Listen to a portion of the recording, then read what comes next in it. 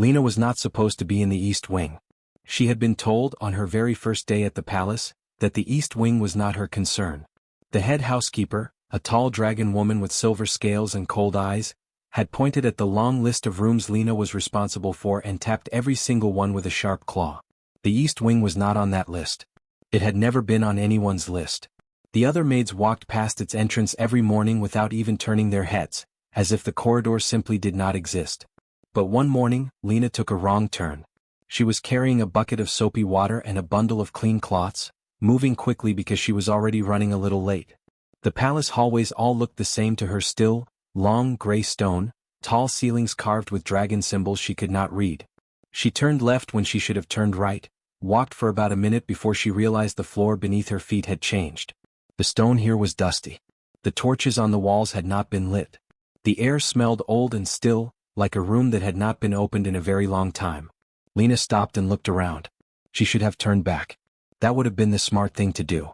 She was already late, and getting caught in a part of the palace she was not assigned to would not look good for her. She had only been working here for 3 months. She could not afford to make mistakes. But then she heard something. It was a very small sound. Easy to miss. Just a quiet scrape, like something heavy being dragged slowly across stone. Lena stood still and listened. There it was again. It was coming from behind a door at the far end of the corridor, a large wooden door with no handle on the outside, just an old iron latch. She walked toward it slowly. She told herself she would just check. Just a quick look to make sure nothing was wrong, and then she would go back to her actual work and never take this hallway again. She lifted the latch and pushed the door open. The room inside was large. It had probably been beautiful once. There was a wide window on the far wall, but heavy curtains had been pulled across it, blocking out almost all the light. A few candles were burning low on a table near the wall. There was a bookshelf, a wooden wardrobe, a writing desk covered in papers, and a large chair near the center of the room. The chair was empty. And on the floor beside the chair was a young dragon. He was maybe 16 or 17 in dragon years, which Lena had been told was still quite young. His scales were dark green, almost black in the low light. He was wearing a plain gray shirt and loose trousers, not royal clothing at all. He was on his side on the cold stone floor, one arm stretched out in front of him, the other pressed flat beneath him. He was not moving much. Just that slow, tired scraping, his fingers pushing weakly against the floor like he had been trying to drag himself somewhere and had run out of strength. Lena set her bucket down immediately and crossed the room. She knelt beside him and looked at his face. His eyes were open, dark gold like old coins. He was staring at the floor, and there was no panic in his expression, no fear. Just a kind of tired, flat blankness, like someone who had stopped expecting things to get better. He noticed her, and something shifted in his eyes. Not relief. More like confusion. "What are you doing in here?" he said. His voice was low and rough like he had not used it in a while. "I took a wrong turn," Lena said simply. "Are you hurt?" He did not answer that. Instead he said, "You should leave." "I will," Lena said. "After I help you up." He looked at her for a moment. Then he said, "I am the prince." "I know," Lena said, though she had not known until just now. She had heard other maids whispering about a prince kept in the East Wing. She had not paid much attention at the time. "That does not change anything. You are on the floor and I am going to help you up." He stared at her like she had said something in a foreign language. Lena did not wait for him to argue. She had grown up on a farm with 2 younger brothers and a father who was too proud to ask for help when he hurt his back. She knew what it looked like when someone needed help but was not going to ask for it. She slid one arm carefully under his shoulders and placed her other hand under his arm, and she lifted. He was heavier than he looked. Dragon bones were denser than human bones, she had been told. But Lena was stronger than she looked too. Farm work did that to a person. She got him up off the floor in one steady movement, turned and lowered him back into the chair. He sat there breathing slowly. He did not say thank you. He just looked at her with those dark gold eyes, and she could not quite read what was in them. Lena straightened up and looked him over quickly. There was a small cut on his forearm, probably from when he had fallen. She reached into her cloth bundle, took out a clean piece of linen and held it out to him. He did not take it. She stepped forward and pressed it gently against the cut herself, holding it there with light pressure. He went very still. Not tense exactly. More like he was trying very hard not to react to something unexpected. "How long were you on the floor?" she asked, keeping her voice even. Pause. Then quietly, "A while." Lena nodded. She looked around the room. There was a cup on the writing desk. She walked over, filled it with water from her bucket. Clean water, she always brought clean water, and set it on the small table beside his chair. She picked up her bucket and her cloths. "Someone should be checking on you," she said, not unkindly. "Just as a plain fact." He said nothing. Lena walked back toward the door. She was almost through it when she heard him speak again, and his voice was so quiet she almost missed it. "You are not afraid of me." It was not really a question. It sounded more like something he was saying out loud because he could not quite understand it. Lena turned and looked at him across the dim room. He was sitting straight in his chair now, his hands resting on the armrests, his dark scales catching the low candlelight. He looked like someone who had been left behind by the rest of the world and had gotten so used to it that he had stopped wondering why. "No," she said. "Should I be?" He did not answer. Lena nodded once, the way she always did when a conversation was finished, and she stepped out into the corridor and pulled the door shut softly behind her. She stood there in the dusty hallway for a moment, holding her bucket. Then she picked up her pace and went back to her actual work, because she was now very late, and the head housekeeper was not a patient woman. But as she scrubbed floors and wiped windowsills and carried linens from one end of the palace to the other, she kept thinking about that room. About how cold the floor had been. About how long the word, "a while," could mean when someone had no one coming to check on them. About the way he had looked at her when she picked him up. Not like a prince being helped by a servant. Just like a person who had not been touched with kindness in a very long time and did not quite know what to do with it. By the time evening came and Lena was walking back to the servants' quarters, she had already made a quiet decision. She would bring extra water tomorrow. And she would not take a wrong turn. She would take that hallway on purpose, and she would knock on that door properly this time, and she would not leave until she knew he had eaten something warm. She did not think of it as brave. She did not think of it as foolish either. She just thought, someone should. And she was there. So it would be her. Nobody told Lena to go back. There was no instruction, no order, no note slipped under her door in the night. The head housekeeper had not added the East Wing to her list. The other maids had not said anything useful. Nobody in the palace had even mentioned Prince Ash that morning at breakfast, which Lena was beginning to understand was completely normal. The East Wing was simply not talked about. It was easier that way, it seemed, for everyone except the person living inside it. Lena packed a small cloth bag before her shift started. She had taken a portion of the warm porridge from the kitchen. Not stolen, she had asked the kitchen worker politely, and the woman had shrugged and ladled some into a covered bowl without asking questions. She had also picked up a bread roll and a small jar of honey from the pantry shelf, things that were available to palace staff in the mornings. And she had brought a book from the small shelf in the servants' common room, a plain one with no pictures, just long pages of text about geography and faraway places. She did not know if Ash liked reading, but she figured it was better than staring at the ceiling. She found the East Wing corridor the same way as before, except this time she turned left on purpose. She knocked on the door. 3 quiet knocks, not too loud. Silence for a moment. Then his voice, rough and low, "Who is it?" "The maid from yesterday," Lena said. A longer silence. Then, "You came back." "Yes," she said. "Can I come in?" Another pause. Then the sound of the iron latch lifting from the inside, slowly. The door swung open a few inches and stopped. Lena pushed it the rest of the way and stepped inside. Ash was in his chair. He had clearly managed to get himself there on his own, which told her he could do it sometimes, just not always. The room looked exactly the same as yesterday. The curtains were still closed. The candles had burned down further. There was an empty plate on the desk from what looked like a meal delivered and eaten alone, probably slid through the door by someone who did not come inside. Lena set her bag down on the desk and unpacked it without asking permission. She placed the warm bowl of porridge in front of him, the bread roll beside it, and the small jar of honey next to that. Then she pulled the book out and set it on the edge of the desk. Ash looked at the food, then at the book, then at her. "You did not have to do this," he said. "I know," Lena said. She pulled the small wooden stool from the corner of the room and sat down near the desk, not too close, not too far. "Eat while it is still warm." He ate. He tried to do it slowly, like he was not hungry, but the bowl was empty in about 4 minutes. Lena pretended not to notice. She opened the book and read the first page quietly to herself, giving him something to look at other than her watching him. When he finished, he set the bowl down and said, "I do not need anyone to feel sorry for me." "Good," Lena said, not looking up from the book. "I do not feel sorry for you." That seemed to catch him off guard. She could feel him looking at her. "Then why are you here?" he said. Lena closed the book and looked at him plainly. Because yesterday you were on the floor and no one came. That should not happen to anyone. She paused. It is not about feeling sorry. It is just about being a decent person. Ash said nothing for a moment. He looked at the empty bowl. The healers come twice a week, he said, like he was explaining that things were actually fine. To check your condition, Lena said. Not to sit with you. He had no answer for that. She came back the next morning. And the morning after that. By the fourth day it had become a quiet routine. Lena would arrive before her other duties started, bring food and sometimes a different book, and sit with Ash for about 40 minutes.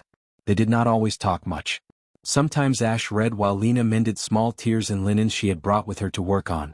Sometimes he asked her questions about the lower parts of the palace, what the kitchens looked like, what the other servants talked about at meals, small things he had no way of knowing from his room.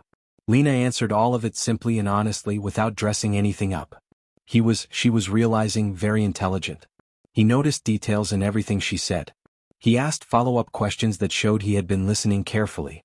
He had clearly read a great deal because he would sometimes connect something she mentioned to a fact from a book, almost without thinking about it, and then look slightly embarrassed, like he had not meant to show that much of himself. On the sixth day, Lena arrived to find him in a dark mood. He did not say good morning. He did not look at the food. He sat with his arms crossed and his jaw tight, staring at the far wall like it had done something to offend him. Lena set the food down and sat on her stool without commenting on his mood. After a while he said, Lord Cray came yesterday. Lena had heard the name.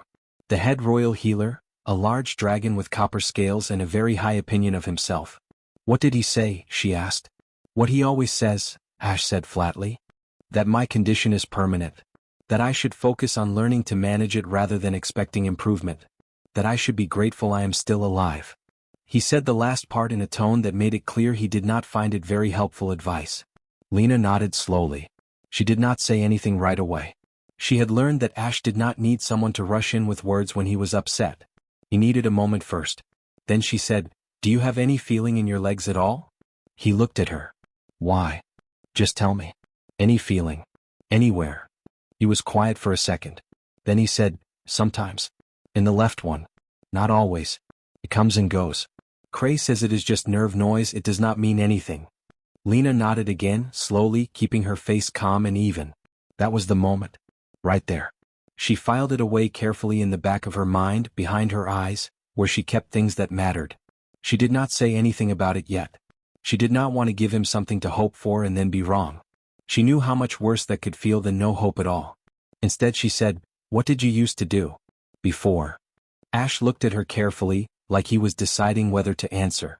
Then he said, I trained. Combat. Every morning for 4 hours.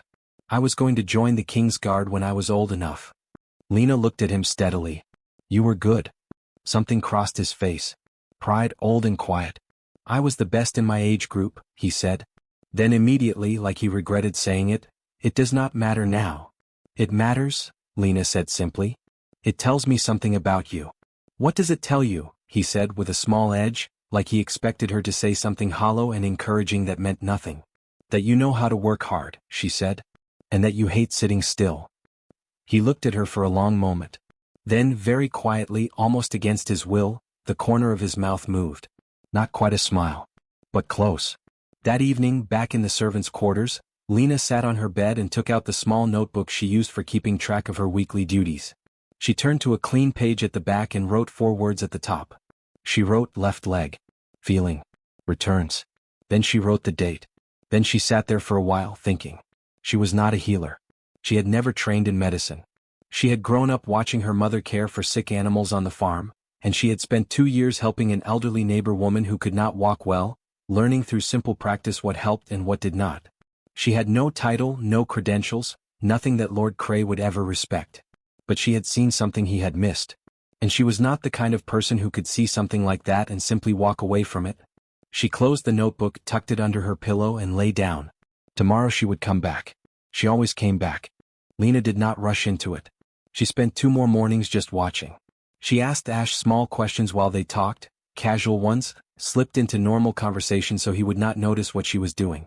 She asked which leg felt heavier when he sat for a long time. She asked if the cold floor bothered one side more than the other. She asked if he ever woke up in the night with any feeling in his legs, any at all, even something uncomfortable. Ash answered without thinking too much about it because the question sounded like ordinary curiosity. But Lena was building a picture in her mind, piece by piece, and what she saw in that picture was not what Lord Cray had told everyone. On the 8th morning of her visits, she arrived a little earlier than usual. Ash was already awake, sitting up in his chair with a book open in his lap. He looked better than he had in the first few days.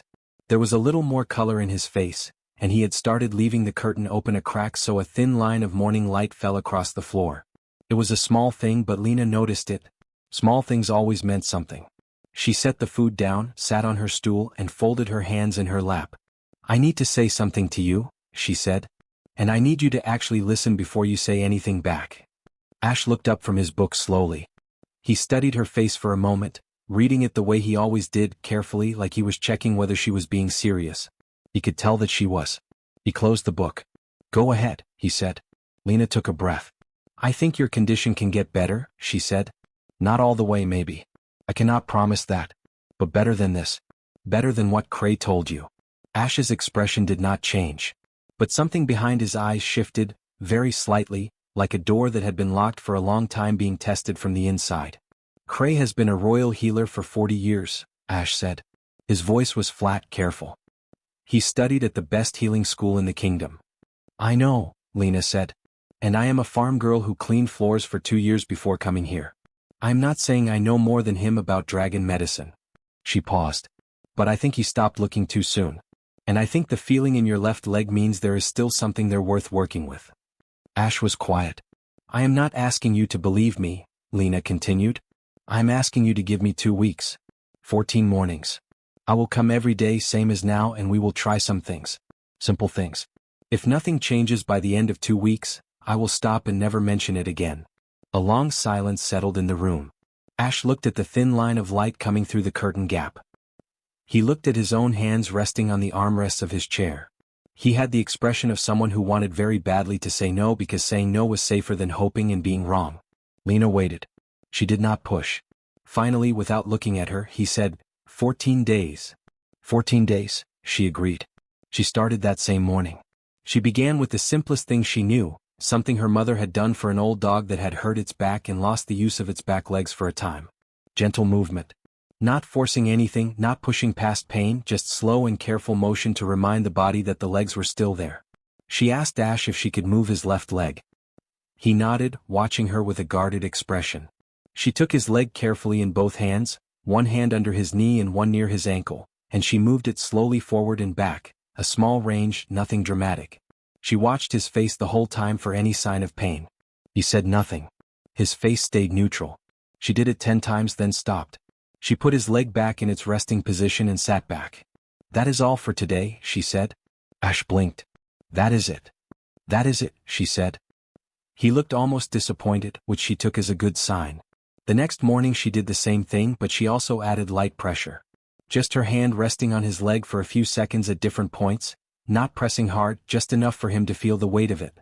She was trying to remind the nerves that something was there. She had seen her neighbor do this with her own legs when circulation became poor. She did not know the proper medical name for it. She just knew that sometimes it helped.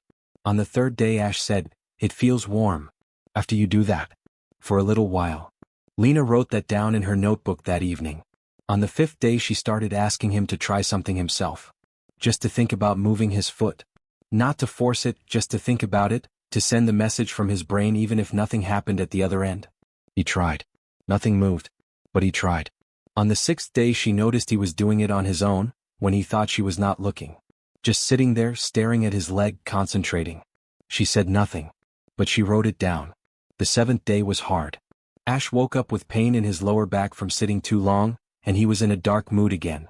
He told her it was pointless. He told her she was wasting her mornings. He said it with a cold, flat voice that he probably thought sounded like he did not care, but Lena had grown up with 2 stubborn brothers and she knew what frightened people sounded like when they were pushing you away before you could disappoint them. She did not argue. She just did the morning routine quietly, packed up her things and said, "See you tomorrow." He did not say anything back. But when she came the next morning, the curtain was open wider than she had ever seen it. Real daylight was filling half the room. Ash was sitting straight in his chair with his jaw set and his eyes steady, like he had made a decision in the night. He said, "Let us continue." Lena simply sat down and they began. The 9th day started like any other. Lena arrived, brought food, sat down. She went through the routine carefully, the movement, the pressure, the rest. Then she asked Ash to try again, the same thing she asked every day. Think about the foot. Send the message. Try. Ash stared at his left foot. The room was very quiet. And then his foot moved. Not a twitch. Not something that could be explained away as an accident or a nerve firing on its own. His foot moved, the whole front part of it, pushing forward slowly like he was pressing a pedal, and it held there for 2 full seconds before it came back. Ash stared at it. He did not speak. Lena did not speak either. The silence in the room was enormous and full, and neither of them wanted to break it because breaking it would make it real, and real things could still be taken away. Then Ash made a sound. Just a short, sharp breath, like someone who had been holding air in for a very long time. He pressed the back of his hand against his mouth and looked at the ceiling, and Lena looked down at her notebook and gave him that moment completely without watching. She wrote down the date. She wrote, left foot. Full movement. Intentional. 9 seconds. She had written 9 seconds without thinking because that was how long the whole thing had felt. She heard him exhale slowly. She looked up. His eyes were red at the edges. He was not crying, he was too controlled for that, but he was close. He looked at her with an expression she had never seen on his face before, something open and young and completely unguarded. How? He said. Just that one word. You did it, she said. I just showed up. Neither of them had time to say anything else. The door flew open. Lord Cray filled the frame, broad and copper-scaled and furious, a scroll clutched in one hand. Behind him were 2 younger healers, wide-eyed, hanging back. Someone had told him. Someone in the palace had seen Lena entering the East Wing too many mornings in a row and had reported it. Cray's eyes swept the room, landed on Lena, and went cold. You, he said. A kitchen maid playing at healing. Do you have any idea what you could have done to him? You have no training, no license, no authority to touch a member of the royal family. She has my permission. Ash's voice was quiet. Not loud, not angry. Just completely certain. Cray stopped. Ash was looking at the healer with calm, steady eyes. She has my permission, he said again, slower. And I am asking you to leave my room. Cray's jaw tightened. He looked at Lena. He looked at Ash. He looked at the notebook in Lena's hands. Then he turned and walked out, and the door shut behind him with a sharp, hard click. The room was quiet again. Lena looked at Ash. Ash looked at his left foot. Then very quietly he moved it again. Just to make sure it was still real. It was. The summons came the next morning. Lena was halfway through her regular duties, scrubbing the stone floor of the 3rd corridor, when the head housekeeper appeared at the far end of the hall and walked toward her with fast, stiff steps. The woman's silver scales were pulled tight around her jaw the way they always were when she was delivering bad news and did not want to be the one delivering it. She stopped in front of Lena and said, without any softness at all, "The king wants you. Now." Lena set her scrubbing brush down slowly. She wiped her hands on her apron. She stood up. "Where?" she said. "The East Hall," the housekeeper said. "And for your own sake, girl, keep your mouth shut and your eyes down and answer only what you are asked." Lena nodded and followed her. She had never been to the East Hall before. It was on the other side of the palace entirely from the wing she worked in, past corridors with polished floors and tall windows and walls carved so finely that even the stone looked expensive. The further they walked, the quieter everything became. Not the quiet of emptiness. The quiet of people being very careful not to make noise. The East Hall itself was a long room with a ceiling so high that the top of it was lost in shadow. At the far end was a chair, not a throne exactly, but something close to it, large and dark and carved from stone. King Dorn was sitting in it. Lena had never seen the king up close before. She had seen him from a distance once, crossing the main courtyard, surrounded by attendants. From far away he had looked simply large. Up close he was something else entirely. He was old, older than she had realized, with deep gray scales that had gone almost silver at the edges. His eyes were the same dark gold as Ash's, but heavier, like gold that had been carrying weight for a very long time. He was not alone. Lord Cray was standing to his left, arms folded, copper scales gleaming. 2 royal advisors stood slightly behind the king, holding papers. There were 4 palace guards along the walls. Lena walked to the center of the room and stopped. She kept her back straight. She did not look at the floor. The housekeeper had told her to keep her eyes down, but Lena had decided on the walk over that looking at the floor was not going to help anyone, least of all Ash.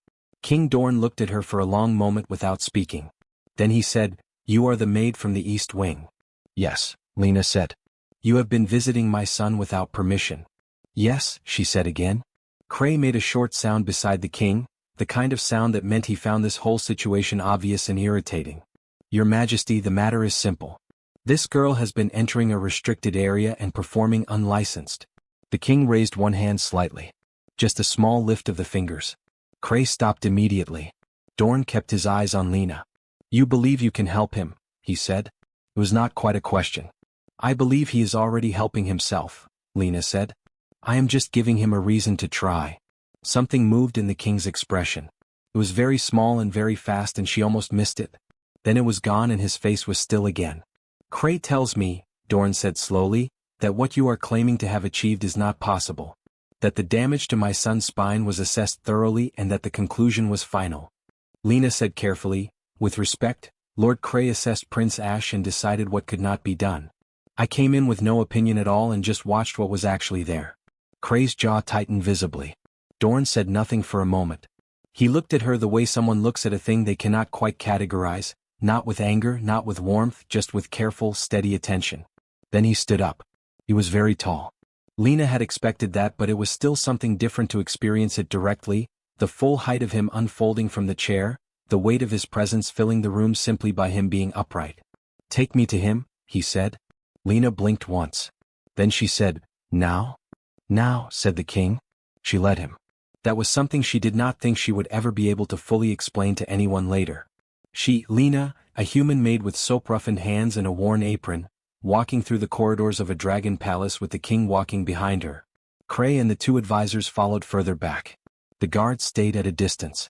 Every dragon servant they passed in the hallway stopped completely and stared. Lena did not look at any of them. She turned into the east wing corridor, walked its full length and stopped at the wooden door. She knocked. 3 times the way she always did. Ash's voice came through. Lena? Yes, she said. You have a visitor. More than one. I need you to be ready. Pause. Then, how many? She glanced back at the king standing 3 feet behind her. Your father is here, she said, keeping her voice steady. The silence on the other side of the door was very long. Then the latch lifted. Lena pushed the door open and stepped inside first. She went immediately to the center of the room and moved the small table aside to clear the space in front of Ash's chair. She did it quickly and without explaining herself, the way she always moved when she was focused. Ash was in his chair. He had gone very still when he saw who was behind Lena. His eyes moved to his father and something complicated happened in his face, something with too many layers to read quickly. King Dorn stepped into the room and stopped. He looked at his son. Ash looked back at him. Neither of them spoke. Lena understood in that moment that there was a great deal of history in this room that had nothing to do with her, years of it, heavy and unspoken and complicated in ways she would probably never fully know. She did not wait for them to work through it. She turned to Ash and said in her normal voice, the same voice she used every morning, "Show him what you showed me yesterday." Ash looked at her. His expression flickered, uncertain for just a second. "You have done it 4 times now," she said quietly. "You know how." He took a slow breath. He gripped the armrest of his chair with both hands. He set his jaw. He looked down at the floor in front of him, measuring the distance, the way she had watched him do it every time he prepared himself for something difficult. And then he pushed. It was not fast. It was not easy. Every muscle in his arms was working, and his face was tight with effort, and it took longer than it had the day before because his father was watching and that made everything harder. But he rose. Slowly, shaking slightly, he pulled himself up out of the chair and straightened until he was standing on his own 2 feet. His left leg took weight. Not much, not fully, but it took some. He held it. 1 second. 2 seconds. 3. Then he lowered himself back into the chair, breathing hard. The room was completely silent. Lena looked at the king. Dorn was standing absolutely still. He was looking at his son with an expression that Lena had not seen on his face in the hallway or the East Hall or anywhere since she had first laid eyes on him. All the weight was still there, all the years and the stone-hard stillness of a king who had made himself unreadable as a matter of survival. But underneath it, just visible, the way a light shows under a closed door, something was breaking open. He did not speak for a long time. Then he turned his head and looked at Lena. She met his eyes and waited.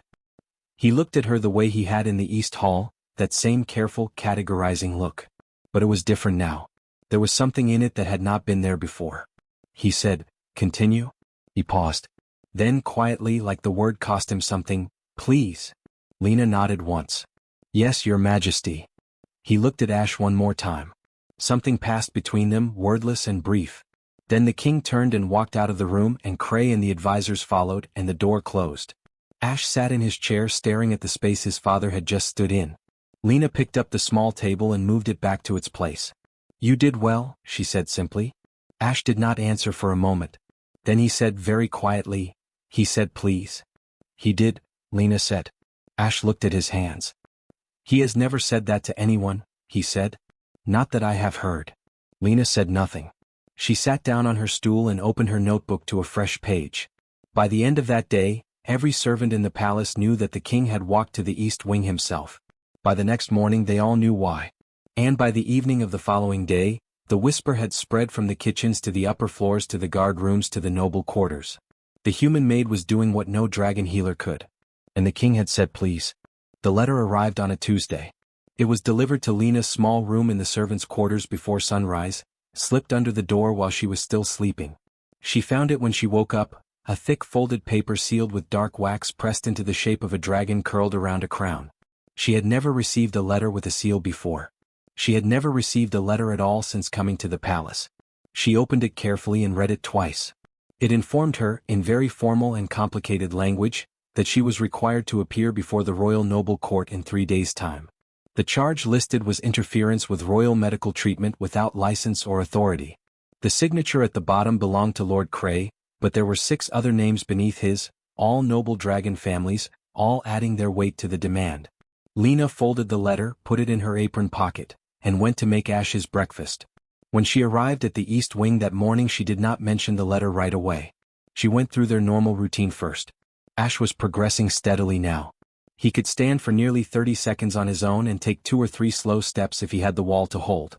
The improvement was real and visible, and it made Lord Cray's formal complaint feel even more strange and small. After the exercises, while Ash was resting and drinking his water, Lena took the letter from her pocket and held it out to him without comment. He read it. His face went very still. Then it went the other direction entirely. A sharp, quiet anger moved across his features, the kind that did not shout but went cold instead, which on Ash was somehow much more serious. Cray organized this, he said. His name is first, Lena said. I will speak to my father, Ash said immediately, sitting forward. He will stop this. He gave you permission himself. He said continue, Lena said gently. He did not put it in writing. And a king telling a maid to continue is not the same as a formal royal protection in a court of law. She paused. I looked into it. Ash stared at her. You are not going to fight this. I am going to appear, she said. That is different from not fighting. He looked at the letter again. Lena. These are 6 of the most powerful noble families in the kingdom. They have lawyers and titles and 100 years of court experience between them. You have. The truth, she said simply. And I have your progress recorded in my notebook, every day, every change, every improvement. Dates and details. She folded the letter and put it back in her pocket. I will be fine. She did not entirely believe that. But she said it calmly because Ash believing she was afraid would not help either of them. The 3 days passed quickly. On the morning of the tribunal, Lena dressed in her cleanest uniform, the one she kept folded at the bottom of her small trunk for occasions that mattered. It was plain gray, the same as all the other maids, but it was pressed and neat and without a single stain. She braided her hair back tightly. She took her notebook and held it under her arm. She walked to the tribunal hall alone. The room was larger than she expected. It was circular, with curved stone walls and tiered seating rising up around a central open floor. The seating was already full when she arrived. Dragon nobles in formal clothing, most of them large and scale-bright and wearing expressions that ranged from cold curiosity to open contempt. There were murmurs when she walked in, a low ripple of sound that moved around the room as the assembled dragons noticed that she was human and small and alone. At the front of the room, behind a long curved table, sat 7 noble lords including Lord Cray. He was in the center seat, copper scales polished to a shine, his expression already set into the particular look of someone who has decided the outcome before the proceedings have started. There was a spot marked on the floor in the center of the room. A simple circle of lighter stone. Lena walked to it and stood in it and looked straight ahead. One of the lords opened with a long formal statement that used a great many words to say something simple. A human servant had performed unauthorized medical treatment on the crown prince, had done so repeatedly and without license, and had shown a disregard for the kingdom's established healing laws and the expertise of its certified practitioners. Then Lord Cray spoke. He was practiced and smooth. He spoke about his 40 years of service, about his qualifications, about the proper assessment he had made of Prince Ash's condition and the professional conclusion he had reached. He spoke about the risks of allowing untrained individuals to interfere with spinal injuries, about what could have gone wrong, about how fortunate they were that the prince had not been made worse. He did not raise his voice. He did not need to. Every sentence was delivered with the comfortable confidence of someone who had never been seriously questioned in his professional life. When he finished, the room felt heavy. Then they turned to Lena. "You may speak," one of the lords said, with the tone of someone offering a courtesy they did not expect to be taken seriously. Lena opened her notebook. She spoke plainly. She did not use complicated words because she did not know enough of them to fake authority she did not have. She said exactly what she had done, in order, from the first morning she had found Ash on the floor to the exercises she had developed, the small daily changes she had tracked, the moment his foot had moved on purpose for the first time. She read the dates. She read the specific notes. She described what she had observed about the sensation in his left leg and why she had believed it meant the injury was not as final as had been declared. She did not apologize for any of it. When she reached the part about the king coming to the East Wing himself and watching Ash stand, there was a shift in the room. Some of the nobles exchanged glances. A few looked at Lord Cray. Cray's jaw was tight. One of the lords leaned forward. "You are a maid," he said. "With no medical training. No credentials. No standing in this court. On what basis do you claim to know better than a certified royal healer with 4 decades of experience?" Lena looked at him steadily. "I did not claim to know better," she said. "I claimed that I kept looking when he stopped. That is all."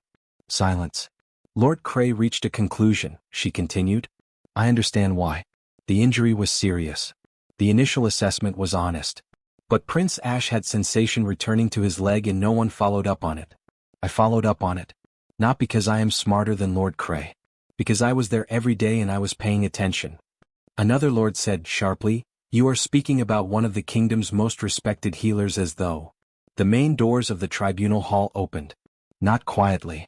They opened the way large heavy doors open when someone pushes them with steady, deliberate effort, a deep sound of old hinges moving, and then the slow wide swing of 2 panels of dark wood. Every head in the room turned. Ash stood in the doorway. He was alone. No chair, no attendants, no one beside him. He was dressed in deep green, a proper formal tunic, the kind with the royal crest at the collar. He was holding a single wooden cane in his right hand, not leaning on it heavily, just resting his fingers on it the way someone carries a cane because they are still building strength, not because they cannot stand without it. He walked into the room. It was slow. It was careful. Every step was deliberate and controlled. But they were his steps, his own, his legs carrying his weight across the floor of the tribunal hall while the entire assembled court watched in absolute silence. He walked all the way to the center of the room. He stopped beside Lena.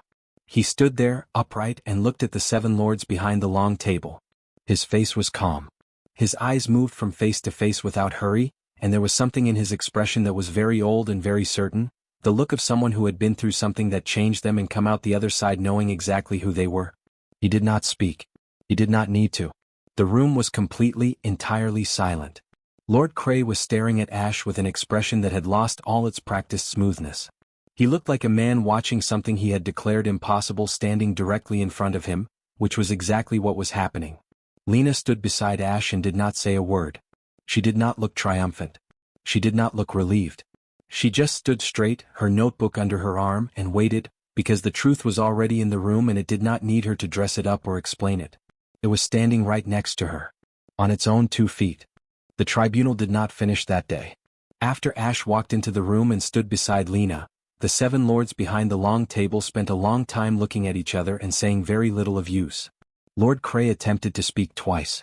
The first time his voice came out differently than usual, less smooth, less certain, and he stopped himself. The second time he said that the prince's improvement, while notable, did not change the legal question of unauthorized practice, and his voice had mostly recovered by then, but the words landed flat in the room because everyone present could see Ash standing on his own feet and the argument felt very small next to that fact. The session was suspended until the following morning. Lena walked back to the servants' quarters that evening and sat on her bed and looked at the wall for a while. She was tired in the deep way that had nothing to do with physical work. The kind of tired that comes from holding yourself very straight for a very long time in a room full of people who would prefer you were smaller. She ate a little, slept a little, and was up before sunrise. She did not know what the morning would bring. She had told the truth as clearly as she could tell it. Ash had shown the court what was real. Whatever the lords decided, she had done everything she was able to do. She dressed, braided her hair, and took her notebook. Then she went to make Ash his breakfast because that was what she did every morning and she saw no reason to change it. When she arrived at the East Wing, Ash was already dressed and sitting straight in his chair with the curtains fully open for the first time she could remember. Full morning light filled the room. It looked completely different in real light, larger, warmer, the stone walls less gray and more gold. He looked at her when she came in and said, "How are you?"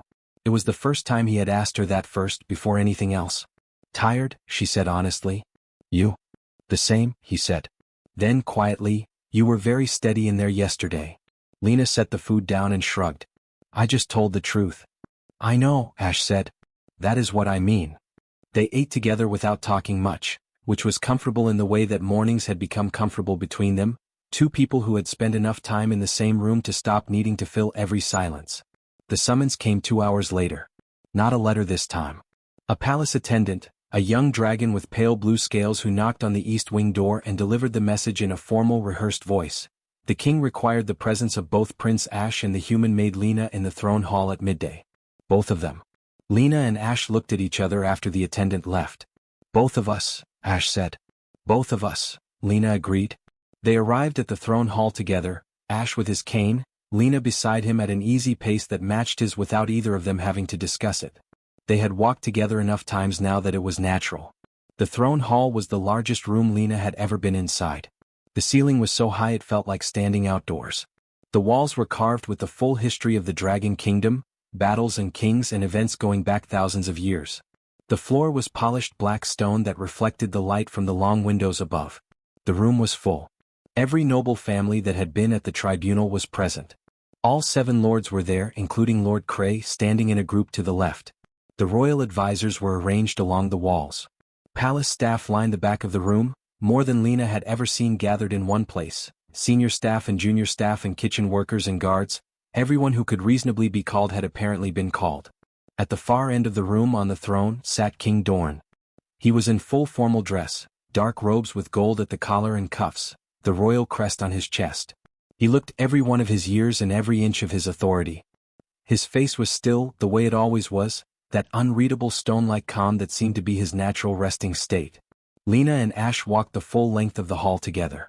When they stopped before the throne, Ash dipped his head slightly, the formal acknowledgement a prince gives a king even when that king is his father. Lena stood quietly beside him. Dorn looked at them both for a moment. Then he stood. The entire room straightened almost involuntarily, the way people do when something they understand to be significant is beginning. The king spoke. His voice carried easily in the large room without him raising it, the voice of someone who had spoken in large rooms for decades and knew exactly how much effort it required. He began by addressing the tribunal. He said that he had reviewed the full record of the proceedings and had heard the arguments on both sides. He said that the question of law regarding unauthorized healing practice was a legitimate one and he did not dismiss it. He said that the kingdom's healing standards existed for good reasons and would continue to be upheld. Lord Cray's shoulders relaxed slightly. Then Dorn said, "But." He said that the law existed to protect people, and that in this case the person the law claimed to be protecting had been actively helped, not harmed by the actions in question. He said that a law which would punish a person for helping his son walk again was a law being applied without wisdom. He said that there was a difference between the letter of a rule and the spirit of it, and that a kingdom that could not tell the difference between those two things was a kingdom in trouble. Cray's shoulders tightened again. Then the king turned and looked directly at Lena. "Lena," he said. "Just her name. No title before it, no formal designation. Just her name, spoken clearly in front of the full assembled court of the Dragon Kingdom of Vaelthar, spoken by the king himself so that every person in that room heard it and understood that he knew it." Several of the nobles shifted uncomfortably. Lena stood still. Dorn said that in his 40 years as king he had seen many people enter his palace with impressive titles and credentials and leave having done very little of worth. He said he had seen fewer people enter with nothing but their own 2 hands and a willingness to keep showing up, and change something that everyone else had decided was unchangeable. He said he was not a king who ignored things that were real simply because they were inconvenient for his assumptions. Then he announced that effective immediately, Lena was to be given a formal position within the royal household. Not as a maid. As a appointed member of the palace wellness staff, the first human ever to hold such a position in the history of the kingdom. She would be given proper quarters, a proper wage, and the formal right to continue working with the prince for as long as she chose to do so. The room was very quiet. Lena took a breath. She had not expected this, not exactly this, and she needed one moment to make sure she said the next part correctly. "Your Majesty," she said, and her voice was steady. "I am grateful. Truly. But I have one condition before I accept." The room got even quieter if that was possible. Several nobles looked at each other with expressions that suggested they found it remarkable that a human maid was naming conditions to a king. Dorn looked at her with those heavy gold eyes. "Say it," he said. "The human workers in this palace," Lena said clearly, "and in the kingdom. They should be treated with basic dignity. Not as favors. Written into law. Formal protections, clear and permanent, so that it cannot be undone quietly when no one is watching." She stopped. She waited. Dorn was silent for a long moment. Then he said, "Bring me the document." One of the royal advisors moved immediately to the side table where prepared papers were already waiting, which told Lena that the king had anticipated this, or something very like it, which told her something important about the kind of man he actually was underneath the stone-faced exterior. The document was placed before him. He read it. He lifted the royal seal. He pressed it into the wax at the bottom of the page. It was done. That evening, as the sun was going low and the palace gardens were turning gold in the late light, Ash and Lena walked together along the stone path between the tall hedges. Ash walked without his cane. He had left it inside deliberately, and Lena had not commented on it, just walked beside him at a pace that gave him room without making it obvious. The path was uneven in places and he was careful, but he was moving, his own legs carrying him through the warm evening air, step after step after step. They did not talk much. There was a lot they could have said and probably would say eventually, but that evening neither of them felt the need to fill it with words. At the end of the path there was a stone bench looking out over the garden. They sat down together and watched the last of the light leave the sky. After a while Ash said, "Did you know it would come to this? That first morning you picked me up off the floor?" Lena thought about it honestly. "No," she said. "I just saw someone who needed help and I had two hands." Ash looked at the garden. "That is all it was?" "That is all it ever needs to be," she said. He was quiet for a moment. Then he said very quietly, almost to himself, "I spent a year on that floor, Lena. Not just the times I fell. In every way that matters. I was on the floor." He paused.